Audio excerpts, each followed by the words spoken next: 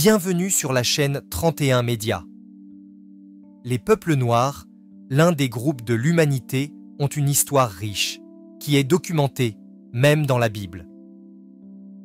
Les Saintes Écritures parlent des origines du peuple africain et racontent même des faits sur des rois et reines africains, qui sont entrés en contact avec le peuple d'Israël, comme on peut le lire dans ce verset de 2 Chroniques, chapitre 14, versets 7 à 9. Asa avait une armée de 300 000 hommes de Juda, portant le bouclier et la lance, et de 280 000 de Benjamin, portant le bouclier et tirant de l'arc, tous vaillants hommes. Zérak, l'Éthiopien, sortit contre eux avec une armée d'1 million d'hommes et 300 chars. Et il s'avança jusqu'à Marécha.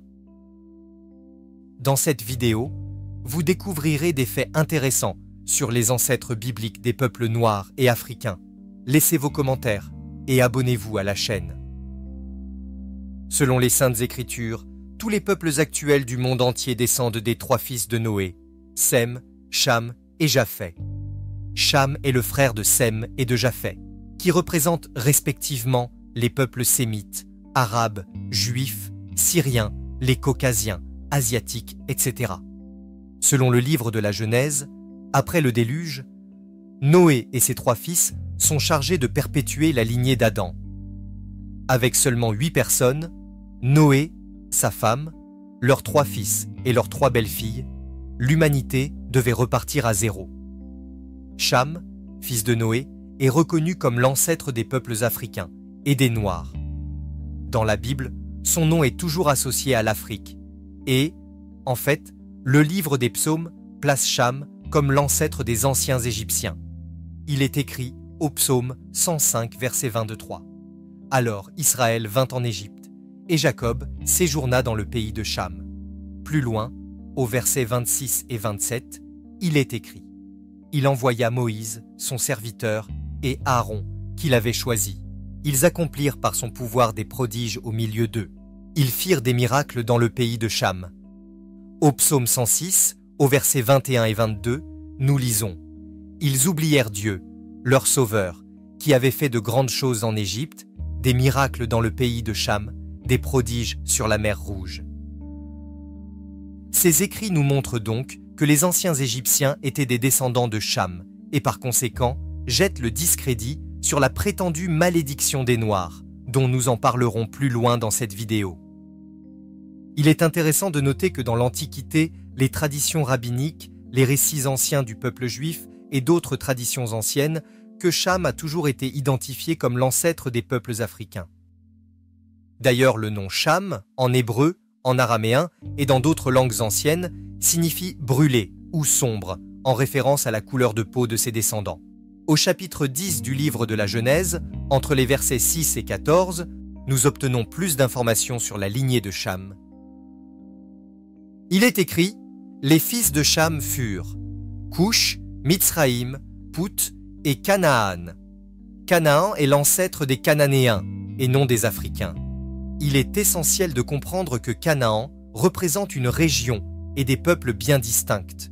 Ce territoire des Cananéens est celui qui sera promis plus tard par Dieu à Abraham et sera conquis par Josué et les Israélites après leur sortie d'Égypte. Voir le livre de Josué et le livre des Juges pour plus de détails sur la conquête de Canaan. Les fils de Cush sont Saba, Havila, Sabta, Raéma, Sabteka et Nimrod. Nimrod est l'ancêtre des peuples autochtones de l'ancienne Babylone, des Sumériens.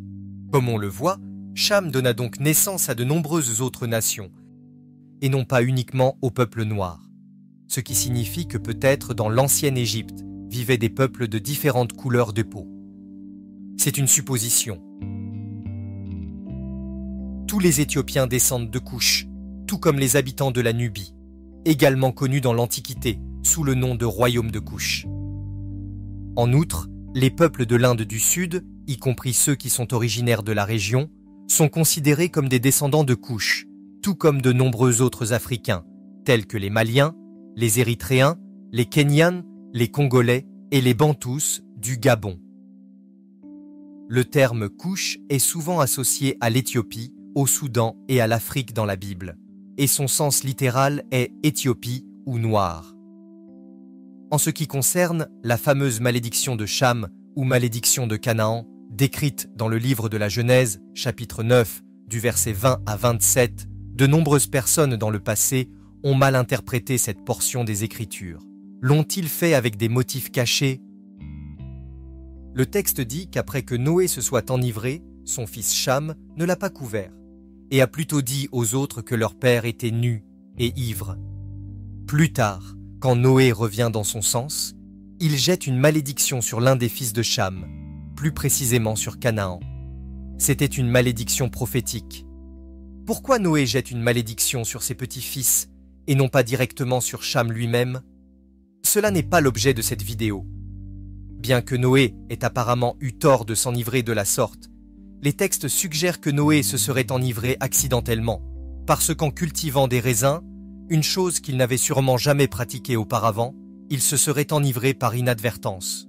C'est la raison pour laquelle Dieu ne le punit pas. Il est important de souligner que les peuples noirs n'ont pas été maudits, comme le montrent clairement les Saintes Écritures, mais Canaan, le père des Cananéens. Les Cananéens ont plus tard habité le Moyen-Orient, plus particulièrement la région que nous appelons aujourd'hui la Palestine.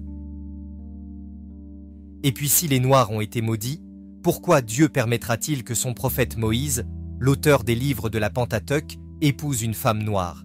Car il est écrit « Marie et Aaron parlèrent contre Moïse au sujet de la femme éthiopienne qu'il avait prise, car il avait pris une femme éthiopienne. » Les Cananéens, en tant que peuple, n'existent plus aujourd'hui, après la guerre de conquête par le peuple d'Israël. La Bible les décrit comme étant un peuple très méchant et très idolâtre, qui pratiquait le culte du dieu Moloch ou Baal, un culte qui consistait à sacrifier des enfants dans le feu. La malédiction, qui était prophétique, est tombée sur Canaan, l'ancêtre des peuples cananéens. C'est donc Canaan qui a reçu la malédiction de Noé, et non les peuples africains. Il est essentiel de préciser qu'interpréter le texte biblique comme si les peuples africains avaient été maudits est une erreur grave et une fausse interprétation. Nous savons que Cham est l'ancêtre de tous les peuples africains et indiens du Sud et qu'il a vécu très longtemps. Il est intéressant de noter que Sem a vécu jusqu'à l'âge de 600 ans environ.